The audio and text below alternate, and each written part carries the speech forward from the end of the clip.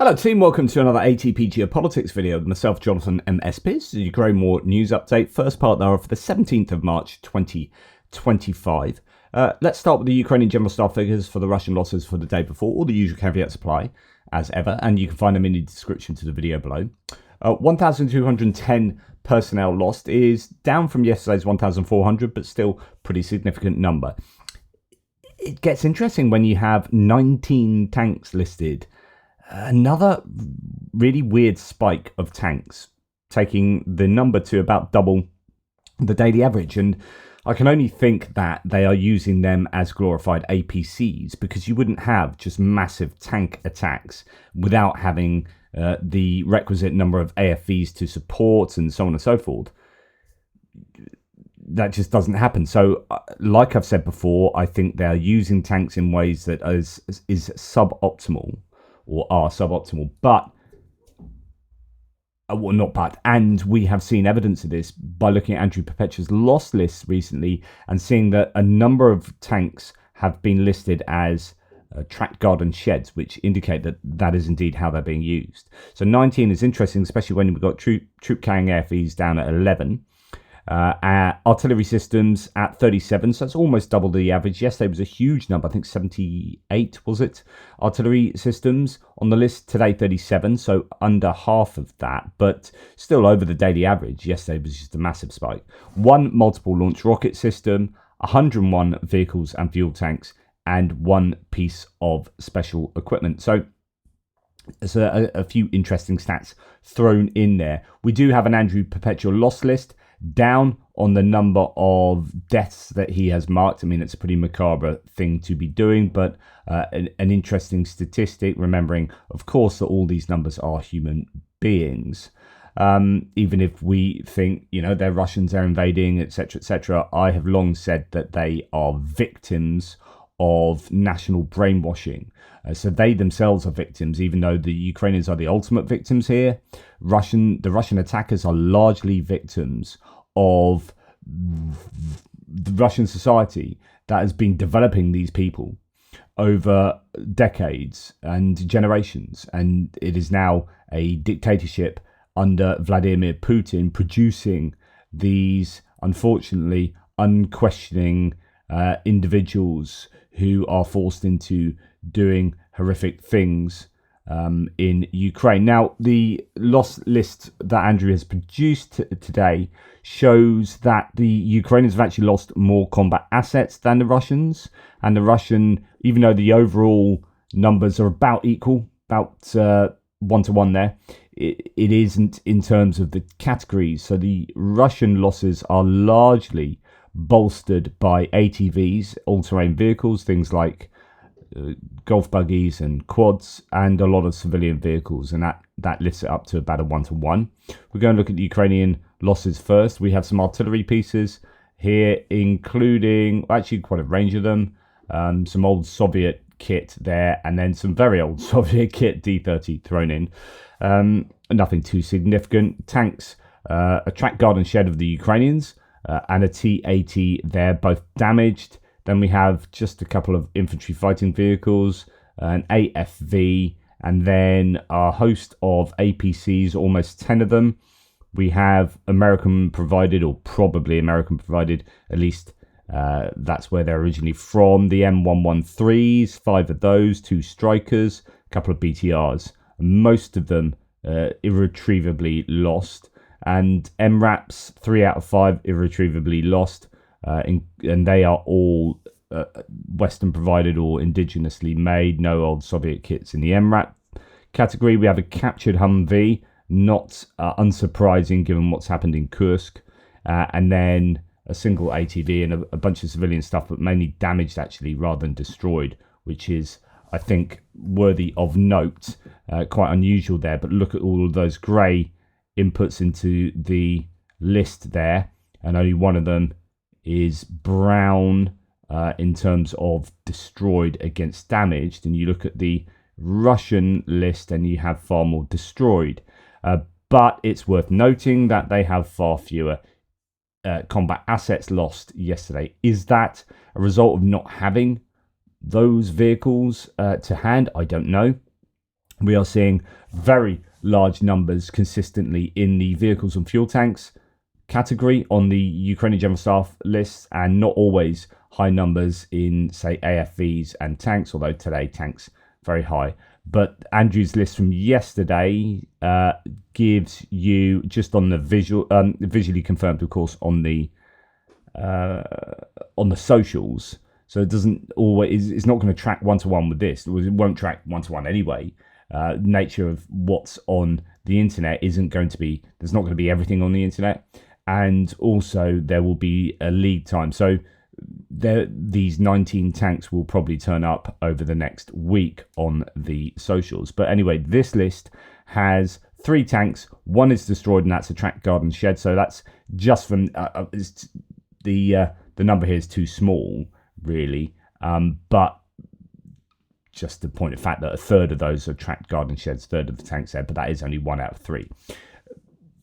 BMPs 2s and 3s on the list of infantry fighting vehicles. There's 7 of those, and 6 of them destroyed and abandoned.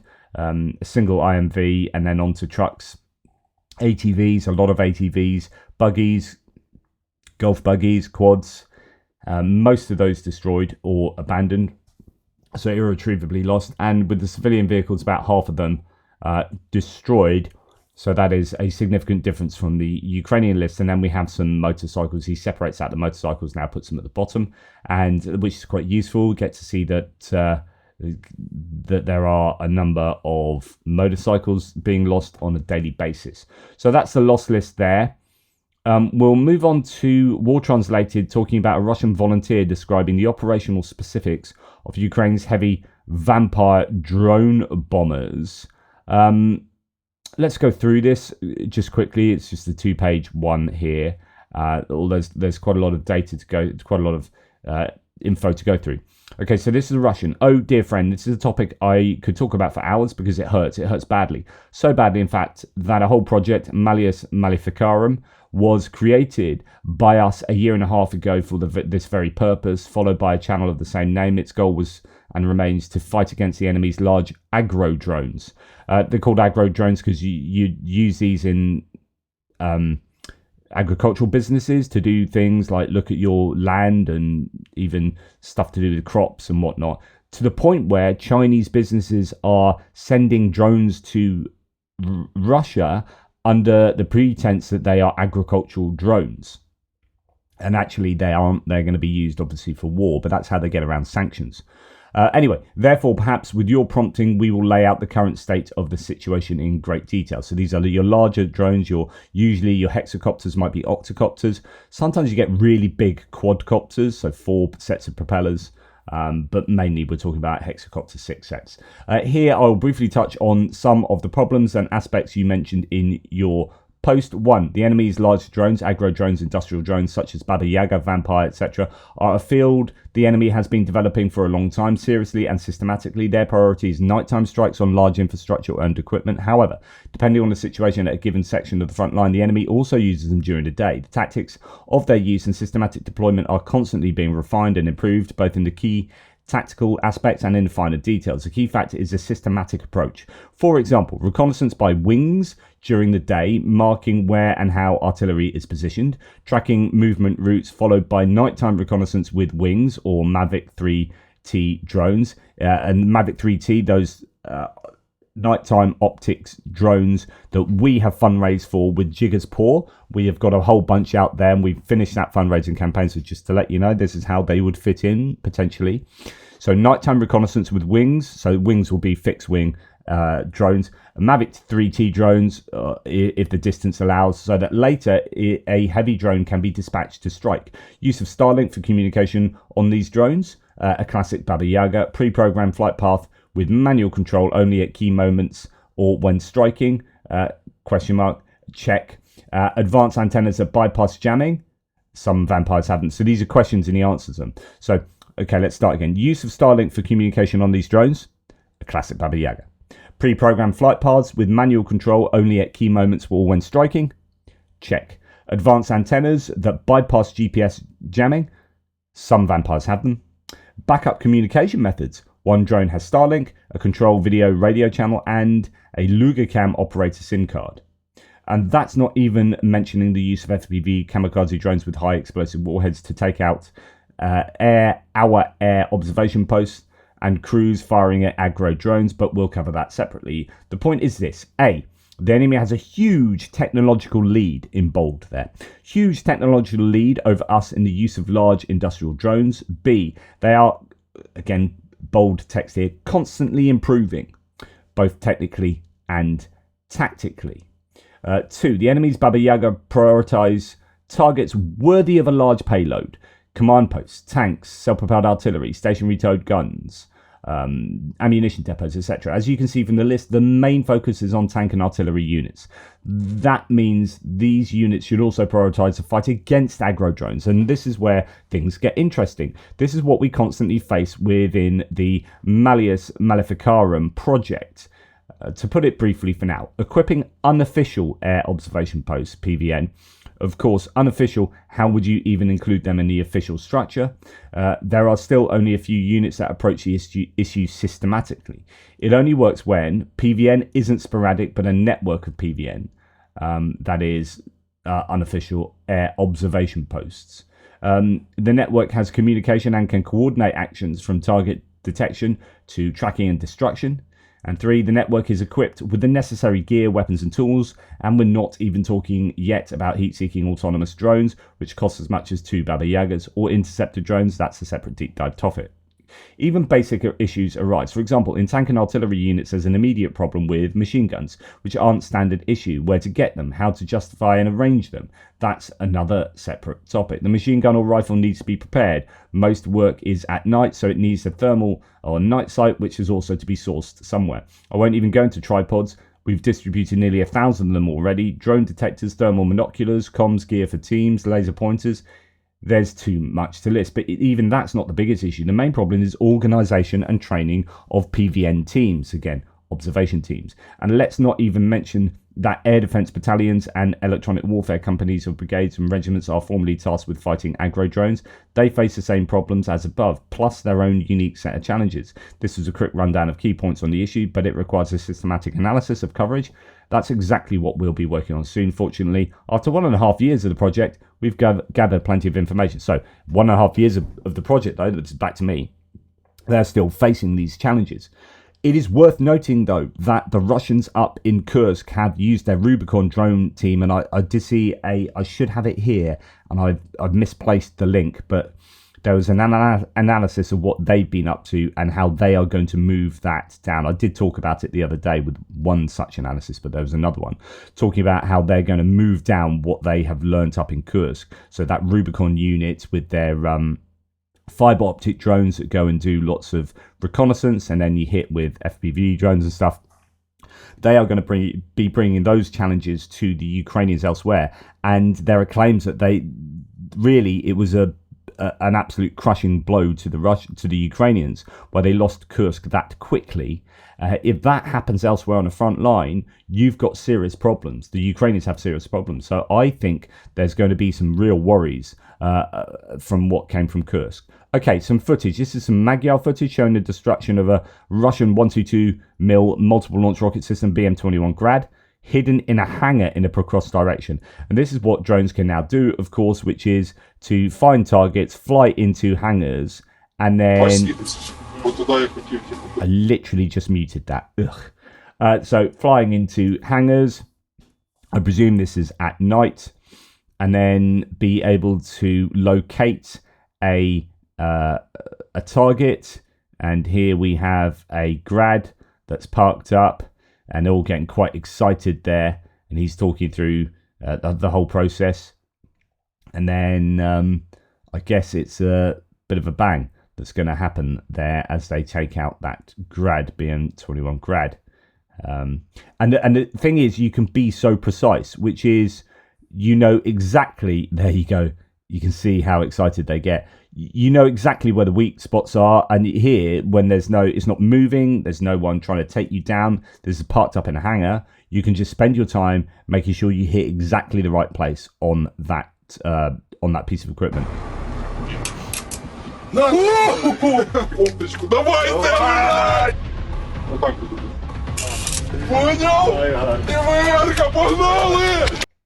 I don't know if is that two separate ones, or are they just are they three going for the same now? Yeah, so that's interesting. I think that they had potentially then is that three drones going for the same bit of kit there, to making sure that they're taking out. Remember the other day in the Procross direction, and this is a Procross direction, there was talk from Russians that the Ukrainians have a 10-1 drone advantage over the Ukrainians, and they use drones on individual people. So drones are seen as, although they're talking in the case of the Baba Yagas, this Russian guy talking about how they use them for high value bits of kit, right? That these are because the Baba Yagas carry a lot more ordnance, and they are quite expensive drones comparatively, and you want to be taking out big bits of kit with them because you can. But with FPV drones, they're now so commonplace, it seems, and that this has been the case for a long time, that they're being used to take out individual people. So it's a drone per person. And you can think that, if there's 1,000 people that were killed or injured yesterday, 1,200 and whatever, I wonder how many of those have been taken out individually by drones. If you're seeing thousands of drones being used every day on the front lines, how many of those individual humans are taken out with individual FPV drones? So they're becoming the new kind of bullet, if you like. It's just there is individual soldier assassination, if you want to call it that, with FPV drones. They are that pervasive. Right, here's another use of a drone. Ukrainian special forces destroy Russian UTES-TM radar system. It monitors Ukrainian aircraft, missiles and drones in real time with a 360 kilometer radius. I was trying to get that back to there. Instead, it plays music, because that's what you want. That's what everyone wants. Okay, here we go. So a fixed wing drone then goes and takes out that radar. That's going to be a pretty good target for the Ukrainians there. That being a fixed wing drone, that's going to be a long way behind enemy lines, especially given that that's got a 360 kilometer radius that it can operate to. So that's a high value target hit there. Not much to report in terms of this, but you can go and check it out. It'll be linked on my description below. But 47th Mechanized Brigade, so this is a very useful team of very useful unit. The Magura reconnaissance unit from them sent a Fly-Eye 3.0 on a mission and found a Russian workshop. Russian Marines of the 155th Brigade were busy welding extra armor to their vehicles. If that could save them from the reality, the workshop got hit with several means of destruction. So it's interesting here. You got first of all, you have a cluster munition going off at that point, then another cluster munition at another of the buildings, and then an individual Gimlers. So it looks like HIMARS was active there. And I include that because it's good to see HIMARS being used again, which means they are receiving those HIMARS missiles and cluster munitions, almost certainly from the Americans. And Chris Owicki does a thread here. Elon Musk's Starlink is now just as crucial for Russian forces fighting in Ukraine as it is for Ukrainian defenders. A mass deactivation of many Russian Starlink terminals last month has prompted an unusually frank assessment of much of the Russians' how they depend on it. So if you remember, there were claims that they'd gone down for Russians. I guess it was a month ago or so. Let's go into that in this thread. It's not too long a thread. Russia has been able to equip many of its troops with Starlink terminals bought and activated in third countries. They cannot be deactivated through geo-blocking, as the front lines are so close together that will also deactivate the Ukrainian Starlinks. And remember, Elon Musk came out the other day and said he wouldn't deactivate Starlinks, even though he doesn't agree with the Ukrainian approach or whatever. In other words, in his own words, and it's interesting to listen to Paul Warburg talk about this the other night, about Starlink and whether there are alternatives. Elon Musk will not turn Starlink off because he wants to, but he knows it will be financially disastrous for him. It's that simple. Like, if he's told you in a tweet, yeah, I don't really agree with this, but I won't be turning them off, That means he is financially, it is financially necessary for him to keep the Starlinks turned on, and that is what the Ukrainians have in their pocket. If the ideology gets its way, then he will lose a lot of money. And he, although he's the richest man in the world, when you look at what's happening with Tesla, that's a lot of wealth is built up in his the value of his stock and his companies. And if, as we've seen with Tesla, it's tanking, and apparently the three of the funders of Tesla have now called a meeting with Elon Musk, I heard yesterday, because it's lost half its value, and 96% of, or was it 96% of Germans have said they won't buy a Tesla now. If he's destroying the brand of Tesla worldwide, then there are issues there. The point of saying all this is that the importance of Starlink for Ukraine is safeguarded by how financially valuable it is to Elon Musk. Not just for the people that are using it on the front lines and these subscriptions that are taken out on a monthly basis. But if you cut that off and then you start going down this route of people finding alternatives for Starlink and then funding going into that, then it will allow competitors to edge themselves into the market much more thoroughly. And he doesn't want that. So it's not just the short-term financial hit, but it's a long-term business threat if he turns it off and people get really peed off with Starlink, and that includes nation states. Anyway, as Chris Owicki continues, however, Starlink has deactivated batches of Starlinks which it has identified as being illegally imported into Russia. This led to a mass deactivation of many Russian Starlink terminals along the front lines in early February 2025. Reflecting on the deactivation, the man in Z Sneakers Telegram channel asks, quote, "What will happen if Russian Starlinks are blocked? We will roll back to 2023, and this means that the troop control system and the speed of enemy destruction will suffer significantly. Control posts at different levels will be depleted in the number of TV screens due to their uselessness, and command will have to be closer to the front. Without the operational transmission of images from drone cameras, there is no operational data for destruction and no instant adjustment of artillery fire. The demands of the infantry's ability to enter points without drone control and the ability to adjust fire by radio, being close to the pilots or at observation posts, will increase. Mavic reconnaissance drone pilots will have to be close to FPV pilots again to promptly receive data on targets and objectively control the destruction. Telegram or another messenger as an operational and covert means of communication will become useless. Consequently, the speed of transmitting target coordinates and interaction will decrease. There will be a high risk of wiretapping and exposure of communication points. With the decrease in control, the amount of false information will increase. To put it mildly, all this, unfortunately, will lead to increased losses, including among senior and higher officers."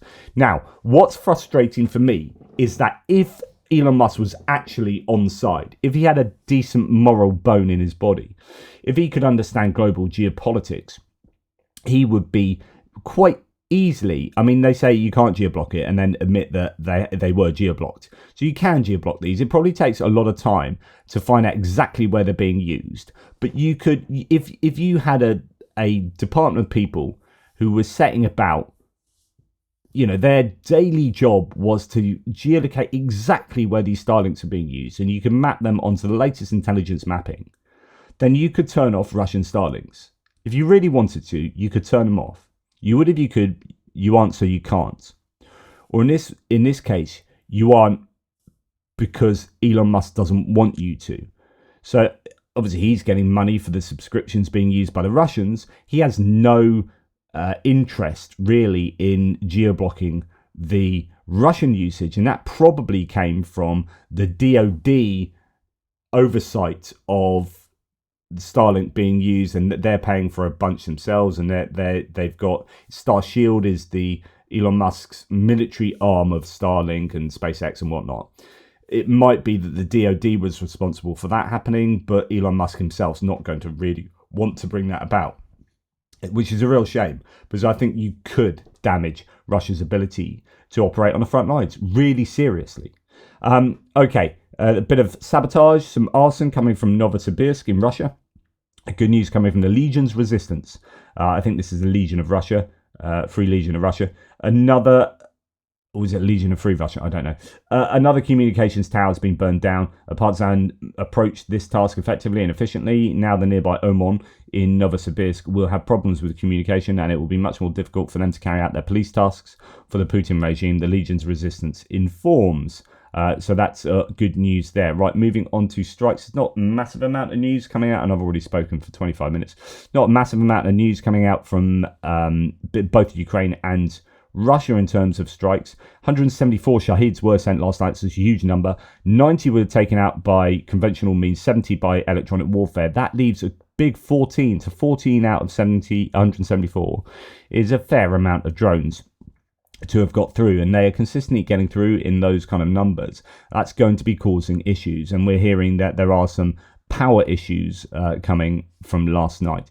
8 regions of Ukraine suffered varying degrees of damage. Kyiv, Odessa, Kharkiv, Dnipropetrovsk, Kirovohrad, Sumy, Chernihiv and Poltava were affected. In the latter, that's Poltava, 1,000 plus households have lost power in Kremenchuk after infrastructure was hit. Ukrainian businesses had already been told there's no power at all today, as consumption has been greater than demand. Temperatures have fallen again. Kyiv won't get above 6 degrees until after the second half of the week, and public supplies remain connected. Many businesses have generators though, so that's good. And when I was out in Kyiv and Lviv, but more so Kyiv, everyone had generators. If you went into, say, I don't know, Lviv croissants or something like that, they would have a generator in there just in case they need to use it. So a lot of businesses are equipped for these sorts of eventualities. Okay, explosions in Odessa again, sadly, and I think they really are struggling for air defense there.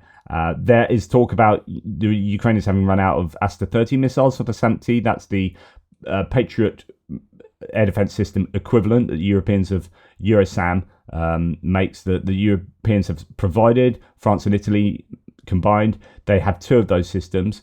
There's talk about those missiles coming back online. There are things in place to get more of those missiles. Odessa definitely appears to be a weak spot for one reason or another. It got better, and then something's happened, and it's now worse there. So that's evidently one of the main concerns for Ukraine at the moment. Right, Ukrainian drones attack a fuel facility in Russia's Astrakhan Oblast. So that's the only thing we hear last night, or at least at the moment, only thing I've heard, is that Astrakhan facility has been hit. Quite overnight, the Ukrainian armed forces again attempted a massive drone attack on facilities located in the region, including a fuel and energy complex. Astrakhan Oblast Igor Babushkin, Oblast, I guess, governor, claimed today. So we'll see if there's any information that comes out about that. Now, yesterday in Simferopol, so Simferopol is like the capital of Crimea. You've got Sevastopol as the port, and then just inland you've got Simferopol. Explosions and fire were reported there in the Marino district. Witnesses reported loud blasts and massive smoke near the university. Emergency services are on site. So that was yesterday. So strikes were taking place there.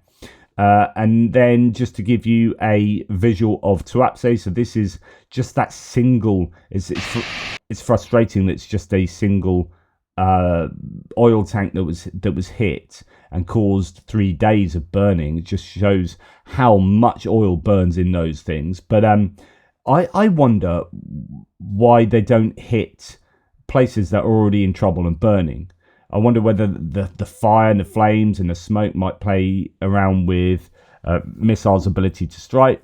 But I wonder whether like air defense systems are better or worse at a time like this.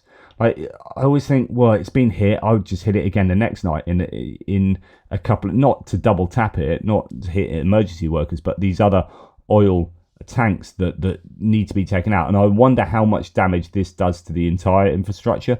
I've heard from other people previously that this will affect like underground pipes and other infrastructure that connects it all together. And so it's not just that, it's not necessarily that just one tank is taken out, but the rest of the infrastructure can still operate and it can just carry on business as normal.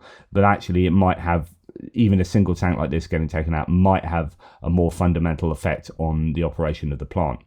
Okay, moving on to other bits and pieces. We're going to start with some mapping updates. Bad news for Ukraine. This is Andrew Perpetua's mapping. There are some small advances for the Russians in the Verkhnokha-Myanska area. This is a Seversk front line. trying to get on the way to Sversk itself.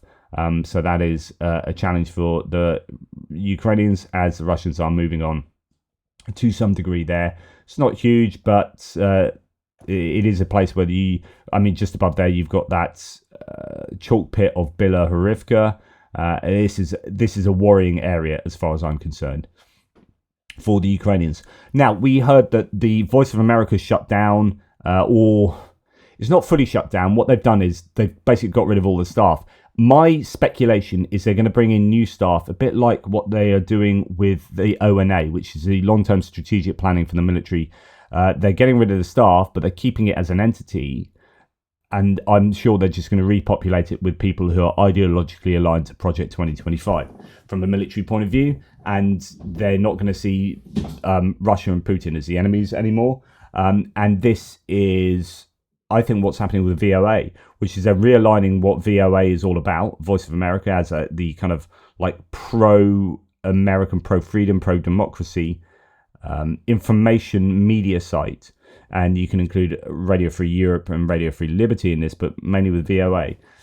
And this apparently, and I haven't fact-checked this, but this is apparently what is now showing on Voice of America satellite channels.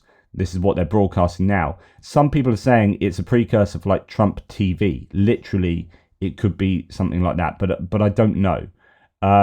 You will serve as a consistently reliable and authoritative source of news. VOA news will be accurate, objective, and comprehensive. Lots of American flags and all sorts. VOA, so it's not even like trying to hide. It's like pro. VOA will represent the policies of the United States.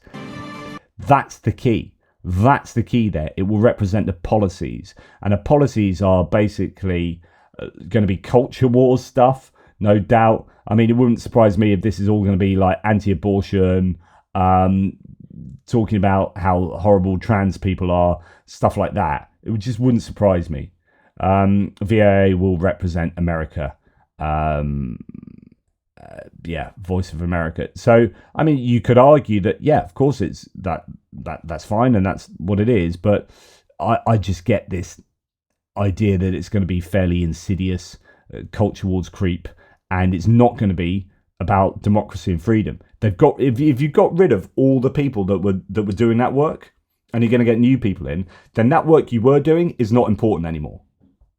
So fighting against autocracy, fighting against dictatorships in Russia and in Eastern Europe, that is no longer important. Okay, so it's going to change, and it will change for the worse. Now, there are some people talking. So Czech Republic's Foreign Minister Jan Lipavsky, who's, it seems to me, a pretty good egg, is now proposing that the EU should take over Radio Free Europe following Donald Trump's decision to withdraw funding there.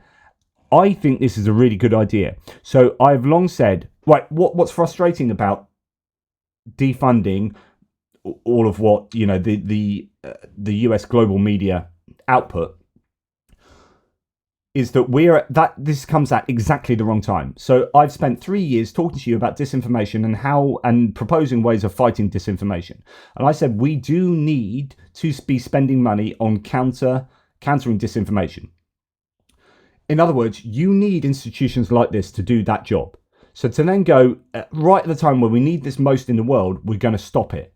The same with all of the other things the Trump administration is doing at the moment. Right now is the wrong time to do exactly what you're doing. And yet that's the time it's taking place. This is now why people are saying, well, you're just acting on behalf of the opposition, if you like.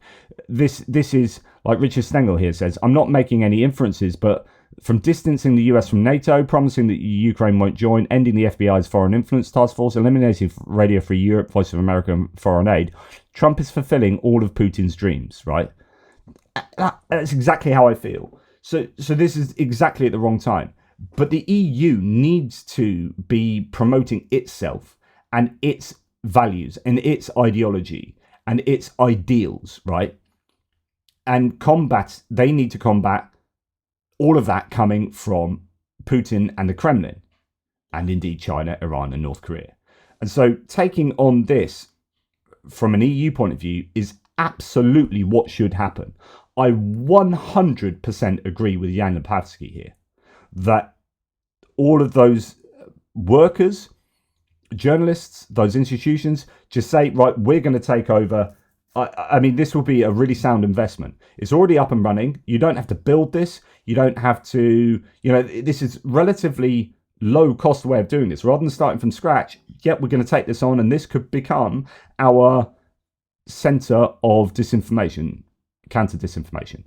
100% do that. And I really hope the Europeans are looking closely at indeed doing that. Now, there's talk that Lviv airport could reopen in late spring. So maybe April, May, but that's depending on a positive outcome regarding the end of the war. So that's quite a big but, quite a big if. International airport, Lviv could resume flights as early as April or May this year. That would be super great. I mean, I get frustrated. I would go to Ukraine more often. Like Jonathan Fink was saying, like, you really need to come out here and do this in sort of April, May time, actually. And I'm like, I really want to, but I've got a family and I can't just up sticks and leave. And actually, it's very difficult. But the main problem is, I probably could have it's just for like 3 days.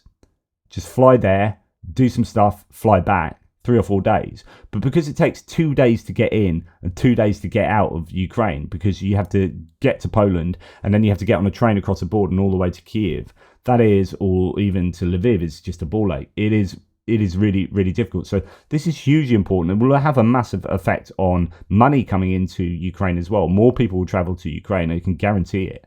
And that's more money coming into the country, and they need that influx of inward investment, even if it's on a small scale, like individuals going and staying and whatnot.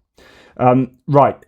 Peace negotiation stuff relatively quickly. Trump said he plans to speak with Putin on Tuesday, March the 18th. So tomorrow, Trump is going to speak to Putin. Now, there's a lot of worry here because by the sounds of it, he's just planning on carving up Ukraine. Trump plans to hold talks with Putin, according to Associated Press. Quote, "We will talk about land. We will talk about power plants," he said, calling it a, quote, "division of certain assets." Trump, on behalf of Ukraine, is going to negotiate with Putin exactly what Putin gets to keep. Edward Hunter Christie says, yes, he actually said that. Trump believes he can legitimately partition Ukraine's land and assets in negotiation with Russia. Absolutely incredible. Now, Danish Foreign Minister Lars Løkke Rasmussen has expressed concern over Russia's lack of clear response to Ukraine's ceasefire proposal. Ukraine, he said, agreed to the US idea a long time ago. It's like a week now that we've had this agreement to a ceasefire, and Russia have done nothing, and no one's doing anything to Russia, and Putin's just going to have a nice conversation with Trump and carve up Ukraine. There's no being hard to Russia here. No one's come down hard on Russia.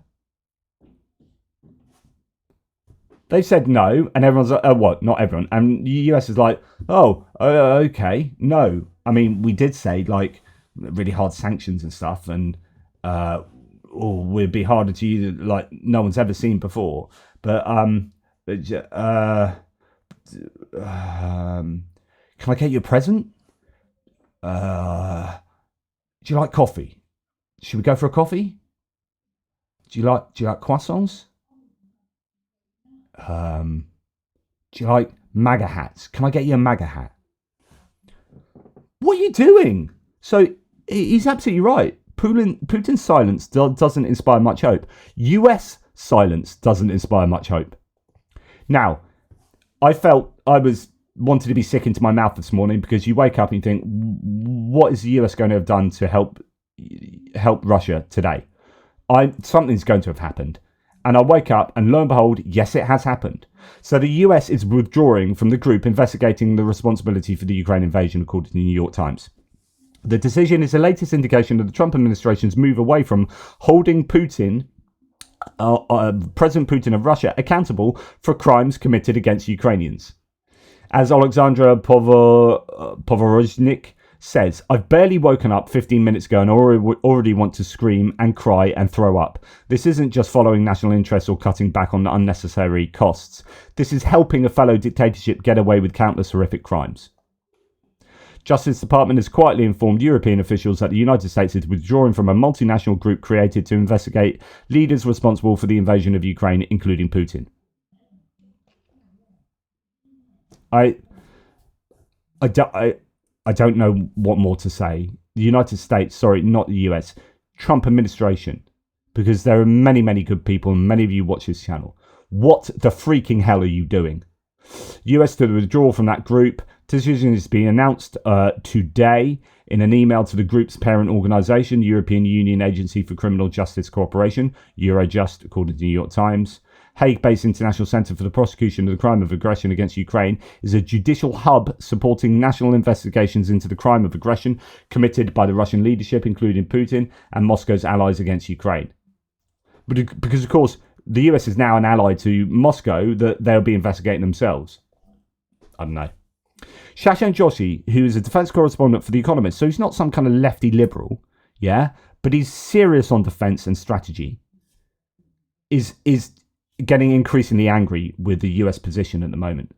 So he's saying pre-emotive concession after concession after concession, inept, malevolent, or compromised negotiators, and administration that shouldn't be trusted with a potato, let alone European security. Absolutely on point there. And this is the frustration. And then, honestly, if you weren't sick into your mouth with this, you're going to be sick into your mouth with this. So DNI, the Director of National Intelligence, Tulsi Gabbard, who's she hanging out with this weekend? Really interesting that our DNI rubbed elbows with a guy spending his weekend tweeting about how the US should bomb London. Who is it? Jackson Hinkle.